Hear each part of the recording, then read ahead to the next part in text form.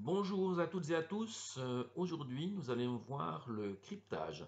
Si ce qu'on a vu la semaine passée était l'art de dissimuler les choses, c'est-à-dire de les cacher, on ne sait pas qu'elles existent, le cryptage, lui, est bien différent. On sait qu'elles existent, mais on ne peut pas voir ce qu'il y a dedans. Si je résume un petit peu la situation, lorsque vous faites de la stéganographie, c'est un peu comme si vous aviez une liasse de billets de 1000 francs, puis vous ne voulez pas vous la faire voler. Alors qu'est-ce que vous faites? Vous l'enterrez dans votre jardin, puis personne ne sait qu'elle est là. Mais si quelqu'un la trouve par hasard, elle sera là, il pourra la prendre. Le cryptage est différent. Vous avez une liasse de billets de 1000 francs et vous l'enfermez dans un coffre-fort. Il vous faudra une clé. Il faudra une clé pour l'ouvrir. Ça, c'est ce qu'on appelle le cryptage. Bien entendu, on peut mélanger les techniques, hein. On peut avoir un coffre-fort, on met son argent dedans, on l'enterre dans son jardin. Donc à la fois, il faut une clé pour l'ouvrir, puis en plus il est caché, on ne sait même pas où est le coffre-fort. Donc ça, la stéganographie, c'est cacher les choses, le cryptage, c'est enfermer avec une clé. Alors, il faut un petit peu que l'on parle de protection contre l'accès aux données. Alors, on va prendre un petit exemple. Lorsque vous allez protéger des données, il y aura plusieurs choses que vous pouvez faire au niveau de cette protection. Il y a ce qu'on appelle, vous voyez ici, la protection contre la destruction des données. C'est quoi ça? Ce n'est pas crypter ou cacher les données. C'est s'assurer que s'il y a un problème quelconque, je puisse retrouver mes données. Par exemple, si vous avez votre ordinateur qui est à la maison et votre maison brûle, vous pouvez avoir crypté, vous pouvez avoir fait de la stéganographie, c'est-à-dire planquer votre ordinateur quelque part. Si votre maison elle butch, vos données elles sont foutues. Vous ne les retrouvez pas. Pour se protéger contre la destruction des données, il faut faire ce qu'on appelle des sauvegardes, c'est-à-dire prendre vos données, en faire une copie quelque part, puis si possible pas dans votre maison. Parce qu'imaginez un seul instant que vous avez votre ordinateur, vous avez fait une copie sur un disque externe, puis vous avez tout ça dans votre bureau. Le jour où votre maison brûle, votre ordinateur et vos sauvegardes de données, elles vont brûler les deux. Raison pour laquelle les sauvegardes de données, on va plutôt les faire sur un support externe. Des supports externes, quand je dis externe, c'est pas externe à l'ordinateur, mais externe à la maison ou à l'endroit où vous êtes, ou à distance. Eh bien, typiquement, vous avez des systèmes de sauvegarde à distance, par exemple Dropbox, par exemple le système de sauvegarde de chez Swisscom, le système de sauvegarde OneDrive de chez Microsoft ou Google Drive de Google. Il faut savoir une chose, c'est que en Suisse, il y a des lois. C'est le point D ici. Pardon, le point C ici. Loi sur la protection des données. Et si vous voulez utiliser ces systèmes, sachez qu'il n'y en a pas 36 000 qui sont autorisés en Suisse. Il y en a deux. Il y a le système de Microsoft, OneDrive, hein, si mes souvenirs sont exacts, et le système de Swisscom. Je vais vous le montrer, c'est le système que j'utilise moi. C'est MyCloud de Swisscom. Et vous installez ceci, vous ouvrez votre OneCloud, on a l'impression d'être sur son ordinateur, mais toutes les données, etc., qui sont ici, elles sont, elles sont externalisées, elles sont sauvegardées sur un système externe. Donc, chers amis, aujourd'hui, et quel que soit le système que vous utiliserez, je vous demande, premièrement, à chacun et chacune de mettre en place un système de sauvegarde contre la destruction des données externe à votre ordinateur, externe à votre maison. Vous avez le choix. Vous pouvez mettre Google Drive. Si vous êtes chez Swisscom avec le téléphone, MyCloud. Attendez, j'en ai déjà oublié le nom, peu importe. Voilà, c'est celui-ci, MyCloud. OneDrive, peu importe. Mais je veux maintenant que chacun sur son ordinateur ait installé ce système. Il n'est pas impossible que vous ayez un petit problème pour installer parce que malheureusement, vous n'avez pas les mots de passe administrateurs, ce qui est tout à fait possible. Comment on fait pour faire ça si on ne peut pas le faire sur son poste? Vous avez toutes et tous des machines virtuelles. Eh bien, vous lancez votre machine virtuelle et vous installez sur votre machine virtuelle. Vous me direz, oui, mais alors, comment on fait parce que notre machine virtuelle n'est pas reliée au réseau, etc., etc. Eh bien, moi, je vais vous montrer comment on fait. Je vais prendre une machine virtuelle quelconque, par exemple celle-ci, et je vais démarrer cette machine virtuelle. Elle est,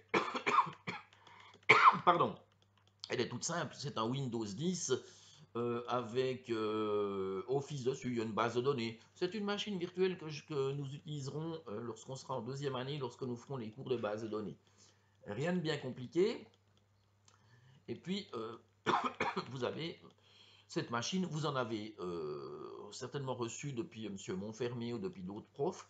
Vous avez des machines virtuelles à disposition et il vous suffira, lorsque vous lancez cette machine virtuelle, de venir ici dedans, d'aller dans Removable Device. Vous pouvez aller sur Network Adapter et puis Setting.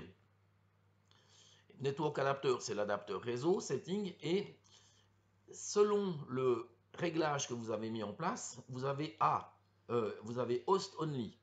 Et si vous avez Host Only, là, vous n'êtes relié avec votre machine virtuelle que sur votre ordinateur hôte, c'est-à-dire votre PC. Avec cette machine virtuelle de cette manière, vous n'aurez aucune connexion à Internet. Je viens ici, je vais vous faire une petite démo, hein, c'est assez simple. Donc voici ma machine virtuelle. J'ouvre le navigateur Edge. Par exemple, j'en ai pas mis 36 000. Et puis je fais www.rfj.ch, par exemple, pour faire une tentative de connexion. www.rfj.ch. Et là, on n'est pas où il ne se passe rien. Si vous venez ici, Removable Device, Network Adapter, Setting, Bridged, c'est fabriquer un pont, ou alors vous pouvez le mettre en NAT, routeur NAT, Network Address Translator, peu importe, allez, prenons NAT, soyons fous. On valide ça, et là, vous utilisez la connexion de la machine hôte, et vous devriez normalement, voilà, qu'est-ce qu'il me veut? Allez, voulez-vous autoriser les autres PC à se connecter à votre PC actuel, donc à votre machine virtuelle? Moi, je veux bien. Euh, il me casse les pieds, hein, je vais. Ça c'est vraiment Microsoft et leur navigateur de merde. Gestionnaire des tâches. Moi, je vais tuer cette tâche. Il me fatigue vraiment. Ah, puis c'est Ctrl Alt Insert. Voilà. Annuler. Oh, mais mon Dieu. Voilà. Je vais prendre le navigateur l'ancien, je ne sais plus comment il s'appelait là, l'Internet Explorer. Et là, on voit que nous avons la connexion à Internet.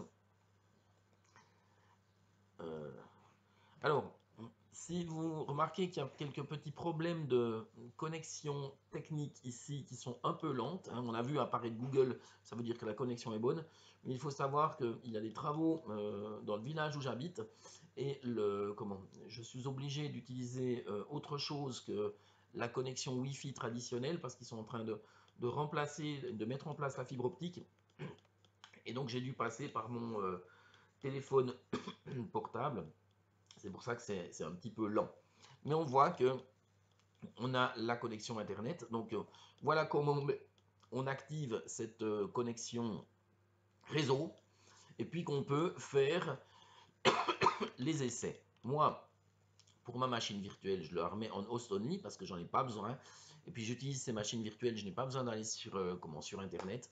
Et puis si on n'active pas ça, il nous casse les pieds, il nous propose plein de mises à jour. Donc moi j'ai tout arrêté les mises à jour, c'est une machine virtuelle juste pour travailler dans un autre cours, donc je m'embête pas avec ça. Voilà, je la ferme, on est content et on revient à nos moutons. Nos moutons, c'est ceci. Donc on a parlé de protection contre la destruction. Mettez en place un de ces systèmes, celui de votre choix, c'est égal pour moi, mais mettez-en un en place. Si vous prenez Dropbox par exemple, vous pouvez sauvegarder jusqu'à 2 gigas gratuitement, simplement. Et vous pouvez avoir accès à travers le navigateur à vos dossiers ou directement avec une petite application. On a vraiment l'impression de travailler sur son poste de travail alors que les fichiers sont mis dans le cloud. Ça, les aspects légaux, c'est la loi sur la protection des données. Vous avez des données, des règles légales. Et si vous voulez faire juste, vous mettez sur OneDrive de Microsoft qui va respecter ces règles. Microsoft va je ne sais pas s'il les respecte déjà, mais ça va être tantôt reconnu au niveau suisse. Et sinon, le MyCloud de Swisscom, si vous avez un abonnement sur un téléphone portable ou votre ligne téléphonique à la maison chez Swisscom, utilisez MyCloud. Là, on est sûr que c'est en Suisse, qu'on est dans les règles et que vos données ne seront pas stockées en Ukraine, au Kyrgyzstan ou bien en pire encore en Amérique du Nord. Je ne suis pas sûr que les États-Unis soient beaucoup mieux en termes de protection des données que certains pays de l'Est qu'on veut bien volontiers critiquer. Mais voilà, ça c'est une parenthèse légalement Microsoft ou Swisscom. Ensuite, nous allons voir encore un aspect pour la protection des données. Cet aspect, c'est celui-ci. Protection contre l'indisponibilité des données. L'indisponibilité des données, ça pourrait être tout d'un coup la mémoire de l'ordinateur, un petit bug, puis ça fait sauter le programme. Je vous rappelle qu'on a parlé de mémoire autocorrectrice, les codes autocorrecteurs. Eh bien ça, c'est de la protection aussi au niveau des données, mais en termes de disponibilité. On s'assure que même s'il y a un problème, on reste disponible. On pourrait mettre sur un ordinateur 2 alimentations électriques. S'il y en a une qui pète, l'autre prend la main. Bien sûr, ce n'est pas sur vos portables qu'on fait ça, mais sur des serveurs, ça existe. On pourrait mettre 2 cartes réseau. Comme ça, s'il y en a une qui pète, l'autre continue de fonctionner. Puis on est toujours relié au réseau. Mieux que ça, on mettrait 2 cartes réseau, puis comme ça on peut les utiliser en parallèle, puis on a 2 fois plus de débit. On pourrait mettre en place du RAID 1, RAID 5. Je ne sais pas si vous avez déjà entendu parler de ça, mais c'est mettre des disques qui sont en double. Le RAID 1, ce sont 2 disques identiques qu'on fait travailler en parallèle, et s'il y en a un qui pète, l'autre continue de fonctionner, le système reste disponible. Ça, c'est un autre aspect, finalement, de la sécurité des données, mais ça, c'est un aspect en termes de disponibilité. Nous avons vu le point A de la protection contre la destruction, le point B de la protection au niveau de la disponibilité, le point C de la protection au niveau légal, et le point D, c'est celui qui nous intéresse, c'est de la protection au niveau de l'accès des données. Et l'accès des données, il est fait de la manière suivante. Soit c'est le système informatique qui le gère. Nous utilisons tous Windows. Vous avez un système qui s'appelle NTFS qui va contrôler qui est l'utilisateur qui se connecte à mon ordinateur et qui a le droit d'accéder à tel ou tel fichier. Ça, c'est ce système NTFS qui fait ça. Donc c'est intégré dans l'OS. C'est parfait, dirait-on. Quand vous êtes à l'école, vous allez sur les serveurs, c'est le système NTFS qui protège. Mais quand vous êtes à la maison, sur votre portable, c'est le système aussi NTFS qui protège. Le problème, c'est que si quelqu'un vous vole votre portable, puis qu'il démarre avec un autre système que Windows, un système Linux par exemple, qui est capable de lire le NTFS, eh bien, chers amis, avec un simple CD ou une clé USB de boot Linux, la personne sera administrateur de votre poste et pourra lire tout ce qu'il y a sur votre poste de travail, simplement parce qu'il sera administrateur. Donc il y a des limites avec ça. Mais on ne va pas trop revenir là-dessus, ça c'est des choses que vous verrez en système, ce n'est pas le but du cours. Par contre, nous allons parler du cryptage, et je vais prendre un exemple. Si vous mettez quelque chose sur une clé USB, vous pouvez prendre votre clé USB, vous promenez, vous avez mis le plus important dossier de votre vie dessus, vous faites piquer votre clé, il n'y a strictement, absolument aucune protection. Nada.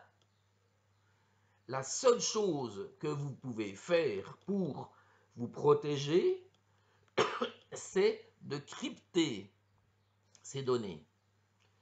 Et ce cryptage, c'est ce que nous allons voir aujourd'hui. Vous auriez pu aussi prendre votre clé USB, puis la cacher dans votre ceinture. Puis vous promenez, puis personne ne sait que vous avez une clé USB, puis personne n'a l'idée d'aller voir dans votre ceinture s'il y a une clé USB. Ça, c'est ce qu'on a vu la semaine passée, c'est de la stéganographie. Le cryptage, c'est différent. Tout le monde voit que vous avez une clé USB, elle est carrément branchée sur votre PC, mais si quelqu'un vous la pique, il ne pourra pas lire dessus parce que ça a été crypté. Et ça, c'est ce qu'on appelle la cryptographie.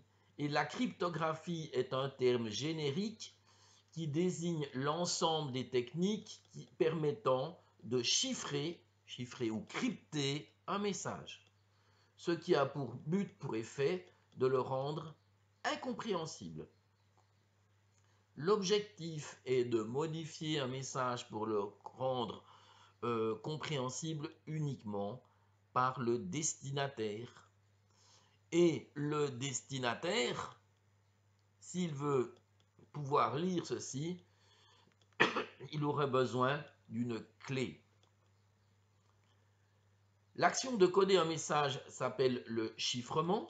La méthode inverse, consistant à retrouver le message d'origine, est appelée déchiffrement. Jusque-là, rien de très compliqué. Alors, je vais vous montrer une méthode toute simple pour crypter. Le ROT13. ROT13, ça veut dire quoi? Rotation de 13. Faisons un petit exercice. Voici le message que je vais vous envoyer. Je vous envoie Toto. Alors, je vais prendre Ali. Voilà, je vais envoyer Ali. La rotation par 13 consiste à décaler les lettres de 13. Alors, le A devient... Alors, A, il est en position 1. Donc, B, C, D, E, F, G, H, I, J, K, L, M, N. Le A devient N. Le L, donc donc M, N, O, P, Q, R, S, T, U, V, W, X, Y. Et le I devient I, donc J, K, L, M, N, O, P, Q, R, S, T, U, V. J'ai décalé toutes mes lettres de 13. Celui qui reçoit ça, il reprend ses lettres et il les décale de 13. Qu'il les décale en avant ou en arrière, ça ne change rien puisque 13 c'est la moitié de 26. 26 c'est le nombre de lettres qu'il y a dans l'alphabet. Il va retrouver ce qui est écrit ici très simplement. C'est facile à programmer ça. Mais franchement, si vous voulez cacher un numéro de téléphone pour que votre petit frère ou votre petite sœur ne puisse pas le trouver, vous pouvez utiliser ça comme système de chiffrement. Mais ce n'est pas un chiffrement qui est super costaud. Mais ça marche. C'est du chiffrement. Il faut connaître la clé. La clé, c'est un décalage de 13. Et en fait, c'est un mauvais système. Et quand on regarde les systèmes maintenant que nous avons à disposition, nous avons des systèmes beaucoup plus solides qui sont les algorithmes dits symétriques, asymétriques. Le hachage, nous en avons déjà parlé. Technique de hachage, les mots de passe, SHA, nous en avons parlé. Et nous allons voir ces deux algorithmes de travail ici. Les algorithmes symétriques, les algorithmes asymétriques. Mais ça, c'est ce qu'on va voir les prochaines fois. Donc aujourd'hui, ce que je vous demande de faire dans un premier temps, c'est ceci. Mettre en place une machine virtuelle ou sur votre poste directement si vous avez les droits d'administration. Mettre en place un système contre la protection des données qui utilise dans le cloud un système de sauvegarde OneDrive machin et faire des essais de tests de données. Ça, c'est la première chose. La deuxième chose que je vous demande, c'est de contrôler ceci. Primo, vous prenez une clé USB, vous sauvegardez un fichier dessus, vous allez sur un autre ordinateur, vous verrez que vous arrivez parfaitement à lire ce qu'il y a dessus, donc il n'y a aucune protection. Donc, ce que je vous demande, c'est grâce à, par exemple, le système zip, prendre votre fichier, le zipper, y mettre un mot de passe et vous assurer que vous pouvez faire du cryptage en mettant un mot de passe et que vous savez le faire. Allez sur un autre ordinateur, ouvrir et regarder avec le système zip, fournir la clé et vous allez retrouver votre fichier. Et pour terminer et pour montrer à quel point l'utilisation des clés USB sont dangereuses, je vous demande de faire ceci. Vous allez faire un fichier que vous appellerez bonjour.doc et puis dedans vous allez marquer bonjour Toto ou bien salut Toto, peu importe. Vous allez sauvegarder ce fichier sur votre clé USB et vous allez l'effacer. Quand je dis l'effacer, c'est très simple. Vous allez dans le navigateur et vous le virez. Et, un problème ou quoi que ce soit. Et pour le reste, vous m'appelez.